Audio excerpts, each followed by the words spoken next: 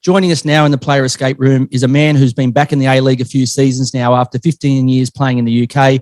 Please welcome to the show, Macarthur Bulls tough tackling defender, James Meredith. G'day, mate. Welcome to the show. Thank you.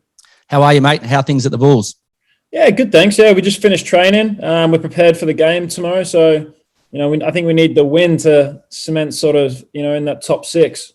Mate, there is a few teams swirling around you. I think the Phoenix and the Jets and the like are all trying to hunt down the Bulls. So, I think a big performance is needed. Yeah, I think everyone's sort of like, they always leave it to the last, couple games to really push. So, but it gets really competitive towards the end of the sort of the last sort of, 5-6 games. Look, it was always going to be difficult after a fantastic first season for you guys to back it up, at the same level. And considering, you lose your keeper pretty much just before kickoff and you lose a few other players. But look, things are still going pretty well. Yeah, well, four great players retired for us last season. Mark Milligan, Federici, Sosoyeta, and Bennett. And then we had a couple of players leave, like Ivan Franach, who's a fantastic player too. So, and we've brought in some good players, but yeah. Mate, how are you enjoying being back in Australia and the experience of being at a club like Macarthur where you started from ground zero? Now, you've had a lot of experience, obviously, playing in the UK, but a lot of those clubs have got a lot of history and have been around a long time. This would probably be the first time you've gone to a club where it's, new days. Yeah, well, it's great to be back after being away for so long. I loved playing football in England. It's fantastic playing there pretty much at all levels. But it's great being back here. The lifestyle's great. It's good to be with family and friends, and the game's was doing well. COVID hit it pretty hard, but it's doing okay now. It's starting to recover. So it's good to be at Macarthur. They've done a great job considering it's their second season. It's considering it's the second season, that how they organise staff, players, facilities. The owners have done a really good job, and we've got good coaches. Ante's great, very good tactically, and I think that first season where we got to the final proved how well we did in the first season. So hopefully we sort of need to back it up now, don't we? It was also good for you because obviously the glory brought you back to Australia, but being a Sydney boy, it was better for you to get back home, right? Yeah, of course. Yeah. Mate, you're in the UK a long time, firstly as a teenager with Derby County and also with Bradford City, Millwall, amongst other teams. What did they teach you? What have you brought back, whether it could be on the pitch, off the pitch, could be both? What have you brought back with you? A wealth of knowledge also, on the pitch, off the pitch. It's very different over there compared to here. It's a very different economy. It's different style of football. But it's just a really great experience because it's so well driven by the fans over there. At all levels, from the conference, dog and duck to the top end Premier League. It's just their love for football, and it's just such a good economy over there for football. Saying that, what could the A-League or what could our league learn from them? One thing, if you could say one thing you think they could do, obviously, and that the English do it better than anybody else, from the Premier League all the way down through the lower leagues, what could they do? Well, that's a good question. One thing. I think consistency in terms of where the games are played. That's what I'd say as one of the players. Like there's a lot of the times I've noticed where some teams will change stadiums all the time because they want a bigger crowd there or whatever. I think you really got to stick to your same stadium, make that like a fortress, make the demand really big for that stadium. You're better off having 8,000 people in a 10,000 seater stadium than 15,000 in a 40,000 seater stadium. You want to create like a really good atmosphere, and you want it to be exciting and close so the fans can really get involved. And that's what I think anyway. And I agree, because home is where the heart is, right? So you don't want to be travelling around. You're travelling enough when you've got away games. You want one base, one home fortress that you can make your own. So look, I totally agree with that. And mate, just before we get into a couple of the games I like to play with my guests, your father, Greg Pollard, was ranked 3rd in the world for squash. Did he try and get you to play? He actually didn't want me to play. Okay. Yeah, he didn't. He thought it was a dying sport, and he tried to get me to play tennis, but I just took to football or soccer much more. I also wanted to be a boxer, but he said, no, boxers get brain damage. So he stopped me in my tracks for those two sports. Mate, he's a smart man. But are you any good at squash? Has he taught you at least? I would have been good. Yeah, I was good hand-eye coordination. I played with him a little bit when we were kids. I actually really enjoyed it. But I think he wanted me to go down sort of a different path. I think he did the right thing for you, mate. I think putting you down the football path and the success you've had, especially in the UK, I think he did you a massive favour. Yeah, well, he was a very, very good squash player, and he's very quiet and humble about it. No one knows he's been an accountant for, KPMG for the last, 30 years or something. So but he keeps that quiet. I don't know why. Good work, Dad.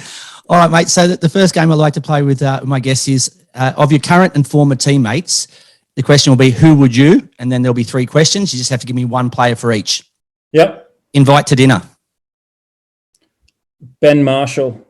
Okay. Why?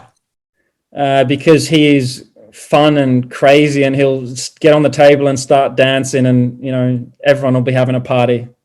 Okay. Excellent. Go on a road trip with? I'd probably say Tim Cahill, because Tim's just great value, a lot of fun, and he's just positivity, and it's just a lot of excitement around him. And a pretty average player too, right? Yeah, he's not great, is he?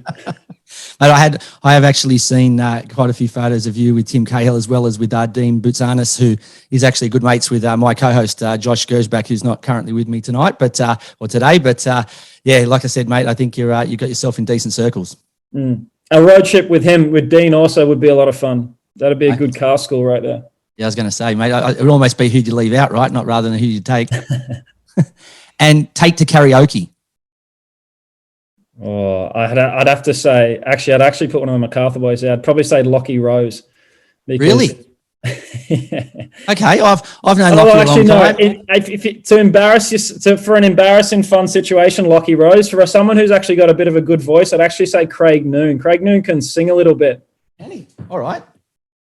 Yeah. So you'd go with Craig Noon there. Okay, I was going to say I've known Lockie a long time. I've never ever heard him say a word, and I don't think his dad Rosie can sing either. So it was a bit of a shock to me. But okay, we'll go with Noonie, or if we want a bit of laugh at, not laugh with, we'll go with Rosie.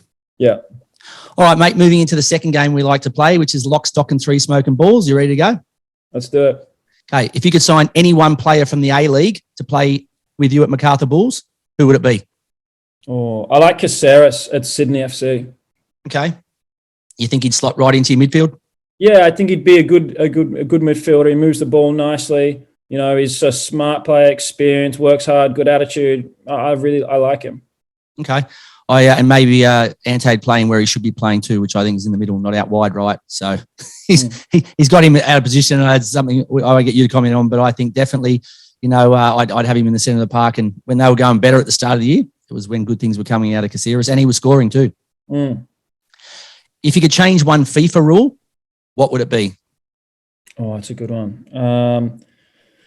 I think the handball rule's too loose. It's just, sometimes when it hits your hand, sometimes it's hard to defend naturally now. I feel like I have to have my hands here or really behind me, because if a ball gets blasted at your hand and you have no time to react and move it, and you're not like throwing it in the air or obstructing, sometimes they call the penalty or they call the free kick, and it can be game changing. Really. Okay. And if you could be anyone for a day, who would it be? Or if it could be anyone in the world. Yeah, it could be anything. It could be politics, could be movie star, could be musician, could be anything. In his younger days, it'd be nice to be Michael Jordan for a day, I think. Okay. Even 10 minutes would be nice to be Michael Jordan, wouldn't it? Yeah, fantastic. I'm a big fan too. Does that mean you're a Bulls fan or just a Jordan in general? Just a Jordan fan. He's just awesome, isn't he? So yeah, I think I like Jordan for a day would be nice. Yeah, or even LeBron. Either way. Yeah, any of them. Be a more modern version. Just to be 7 foot and to be able to dunk, that'd be nice. All right, mate. So you passed that with flying colours. So let's move on to the game that we like to call Nuno. So our version of Uno. First thought of because of the fact that Nuno Espirito Santos gave me nothing good at Spurs this year, so I thought maybe he'd give the show something good with some questions for the players, and it's also named after the Melbourne City star defender Nuno Reyes. 7 questions, mate. At the end of the 6th question, you just need to call out Nuno to avoid any penalty questions. Current time to beat is actually your teammate Liam Rose, who's just under 23 seconds. Liam Rose. Yeah, Liam Rose. So one of the Rose boys, but the Liam. But and like I said, mate, I don't know why we time this now because everyone just rushes through. But I'm more worried about the quality of your answers than I am the quickness of the answers. So when you're ready to go, we'll start the clock and we'll see how you go. Let's go. Snow or sand? Snow. Champions League or World Cup? World Cup. Paolo Maldini or Roberto Carlos? Maldini. Beer or spirits? Or you can say wine if you like. Spirits. Adidas or Nike? Nike. Netflix or Stan? Netflix. Nuno. Okay, class. Marvel or DC? Marvel. Okay, flying. Easy. 23 was actually your time. I don't know how it ended up on that, but not quite as good as Rosie, but still very, very good. So That's let's quickly. I'll take that. You'll take that, all right. But yeah. I just won't tell him. All right, we just tell him that he was too good for you. But I just won't tell him that maybe we gave him a bit of a hand because these questions actually I've redone the questions because we've used the same similar sort of ones. So I thought, look, you're a smart player on the pitch, so I thought I'd test you out a bit more. So I did change them. So maybe that added that few extra seconds to your time. Don't worry, mate, it's fun. So being a quality left back, you went for Maldini over Roberto Carlos. Why? Roberto Carlos was obviously an excellent player, and like he had that shot from outside the box that swerved, amazingly. But I feel like Maldini was just so incredibly consistent over so many years, and he was like a brick wall. No one could get past him. He had everything. He had, and he was a true leader, and that's why he was captain for so long. And I think he's just a great role model. Yeah, mate. Being a part Italian background too, I definitely can't argue, and I'm happy that you did choose Paolo over Roberto Carlos, just quietly. So you've said the World Cup over the Champions League. You did have 2 Socceroos caps, so you were probably close to that. Why the World Cup over Champions League? Well, I went to the World Cup. I went to the Russia World Cup, and in 2018, and it was just awesome, And so I just feel like, if you were to win the World Cup like France did that year, it's just to be in there was amazing. The atmosphere, the environment, the representing your country. I just don't think there's a feeling like playing for any club. And I think the World Cup would trump the Champions League, as great as Champions League is. Yeah, no, it's a good answer, mate. I'm very, very happy with that. That's my opinion. That's good, mate. It is definitely good, and that's something I didn't know. So you did go to the Russia World Cup. Yeah, so I went to the Russia World Cup. Yeah. Yep. Okay, awesome. So I was the second left back there. So Aziz Bayic was the starting left back. So it was a great experience. I loved it. Even though I didn't play a game. So, but still, it was an amazing experience. Mate, we do have a good connection with the left backs because, as I was saying earlier, my co-host Josh Gershback's brother is Alex, so another ex-left fullback from the Socceroos. So we are quite fortunate to have good friends of the show who are left backs. So if we ever create a football revolution team, I know definitely we're fine on the left side. I don't know about the right, but we are good for the left. You said Netflix. What are you currently watching on Netflix at the moment? Oh, good question. That is a good question. Oh. I can't remember. That's all right.